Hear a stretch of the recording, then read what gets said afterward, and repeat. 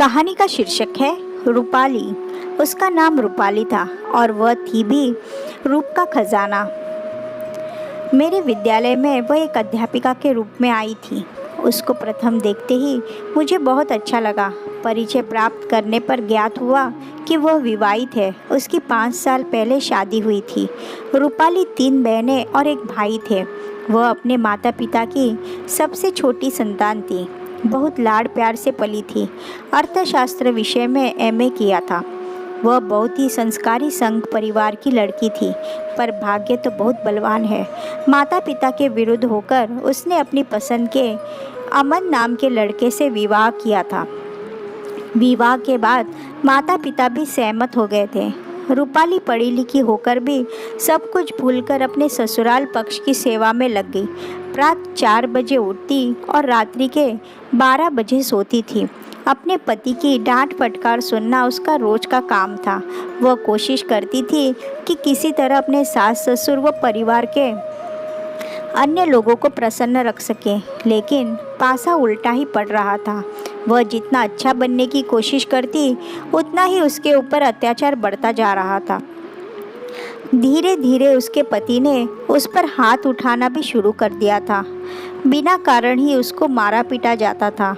वह रोती चिल्लाती, पर उन जालिमों पर कोई फर्क न पड़ता था। उसका पति बहुत ही अय्याश किस्म का था। उसके अन्य लड़कियों के साथ भी संबंध थे।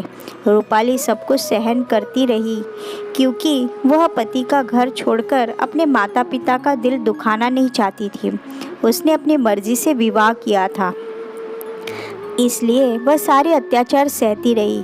पर एक समय ऐसा आया जब रूपाली की सहनशीलता जवाब दे गई। रूपाली के ससुराल में उसकी 2 ननंद, उसका पति, बस सास ससुर थे। दोनों नंदों का विवाह हो चुका था। एक ननंद अपना ससुराल छोड़कर 3 साल के पुत्र को लेकर मायके आ गई थी। रूपाली पर होने वाले अत्याचार की वह मुख्य जड़ थी। ठीक ही कहा गया है कि आज घर घर में नारी ही नारी की दुश्मन है।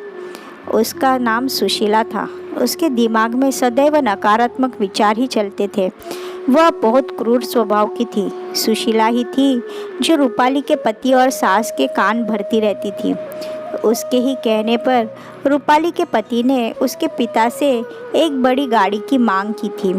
रूपाली के पिता ने अपनी पुत्री के सुख के लिए उनकी यह बात मानकर इनोवा गाड़ी भी खरीद कर दी। लेकिन रूपाली पर अत्याचार कम नहीं हुआ। वह दर्द से कराहती रहती थी। वह अपनी करनी पर बहुत पछता रही थी।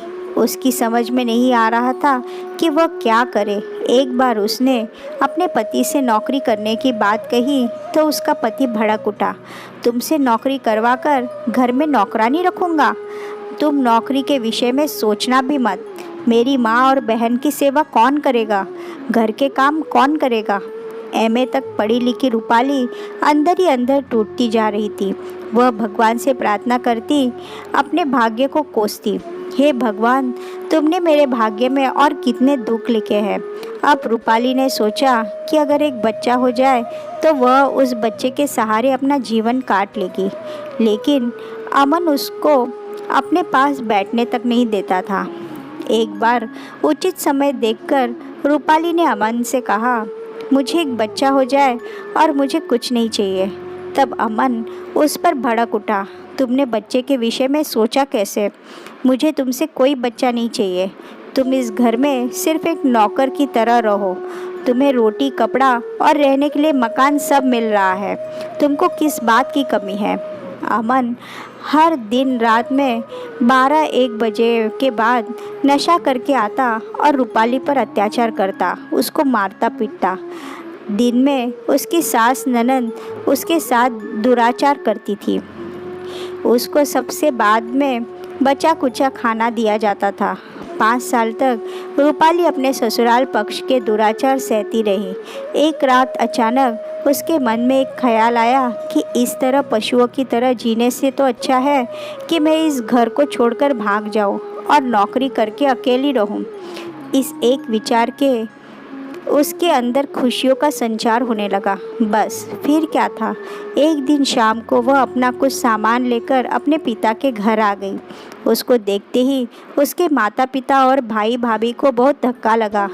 वे सोचने लगे, लोग क्या कहेंगे। उन्होंने सोचा 2-4 दिन में समझा बुझाकर वापस ससुराल भेज देंगे, लेकिन वह दिन कभी नहीं आया। रूपाली ने दृढ़ निश्चय कर लिया था कि वह अब अपने ससुराल कभी नहीं जाएगी। 5 साल उसने बहुत पीड़ा दुख सहन किया, उसको बहुत अपमानित किया गया, लेकिन अब वह नए सिरे से अपना जीवन शुरू करेगी। माता पिता और भाई के बहुत कहने पर भी वह टस से मस नहीं हुई। उसके इस निर्णय पर उसके पिता को हार्ट अटैक हो गया। समय पर ठीक प्रकार इलाज होने के कारण उनके प्राण बच गए। रूपाली अपने पिता की खातिर दुखी मन से एक बार फिर अपने ससुराल आ गई, लेकिन अब तो उसके साथ और भी बुरा व्यवहार किया जाने लगा। 7-8 महीने में जब उसके पिता पूरी तरह ठीक हो गए तो वह पुनः अपने मायके वापस आ गई। इस बार उसने अपने पिता को वहाँ की सब बात बताकर समझाया। पिता मान गए और उन्होंने अपनी बेटी का साथ देने का निश्चय किया। फिर क्या था, एक दिन उसने अपने सभी प्रमाण पत्रों की फाइल निकाली और एक नौकरी के लिए आवेदन पत्र लिखा। उसकी 8-10 फोटोकॉपी करवाकर विभिन्न स्कूलों में भेज दी।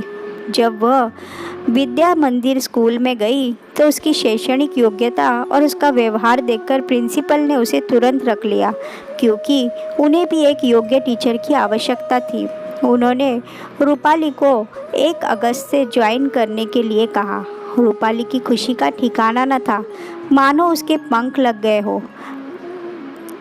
अब 1 जुलाई को रूपाली ने विद्या मंदिर स्कूल में नौकरी ज्वाइन कर ली। वह बच्चों को समाजशास्त्र व अर्थशास्त्र पढ़ाती थी। स्कूल के सभी अध्यापक व बच्चे रूपाली से बहुत खुश थे। वह भी खूब मन लगाकर बच्चों को पढ़ाती थी। 1 महीने में ही रूपाली की दुनिया बदल गई थी। अब उसने अपने पति के खिलाफ तलाक की अर्जी भी कोर्ट में दे दी थी। उसके माता पिता व भाई भाभी भी अब बहुत खुश थे। उसने माता पिता से अलग मकान लेकर रहने की बात कही, पर माता पिता बिल्कुल तैयार न थे। अब उसके माता पिता के अंदर भी हिम्मत आ गई थी। अब उन्हें समाज का कोई डर न था। उन्हें अब पछतावा हो रहा था कि उन्होंने अपनी बेटी को पहले ही अपने पास क्यों नहीं बुला लिया। हमारी कोमल सी बेटी ने कितने अत्याचार सहन किए। उसके पूरे शरीर पर चोट के निशान बने हुए थे, जो रूपाली ने बहुत बाद में अपने माता पिता को दिखाए थे। अब उसके माता पिता को लगता था कि बेटी के विवाह से भी ज़्यादा ज़रूरी उसको पढ़ा लिखाकर अपने पैरों पर खड़ा करना है, जिससे वह अपने संपूर्ण निर्णय लेने में समर्थ हो। आखिर बेटी भी तो इंसान है, उसको भी अपना जीवन अपने अनुसार जीने का हक है। गलती भी इंसान से होती है और इंसान ही उसमें सुधार करता है।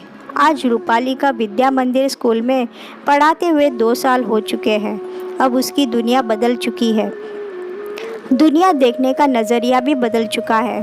उसका अपने पति से संबंध विच्छेदक हो गया है। वह बहुत खुश है। उसके माता पिता उसके पुनर्विवाह के लिए एक अच्छे वर की तलाश कर रहे हैं। आज हर माता पिता का यह कर्तव्य है कि वे पहले बेटी को पढ़ाए लिखाएं, उसे अपने पैरों पर खड़ा करें, तत्पश्चात उसका विवाह करें। अगर बेटी से कोई नादानी हो जाए तो उसे एक मौका अपने आप को सुधारने का अवश्य दें। तभी हमारे देश की बेटियों का कल्याण होगा, देश का कल्याण होगा।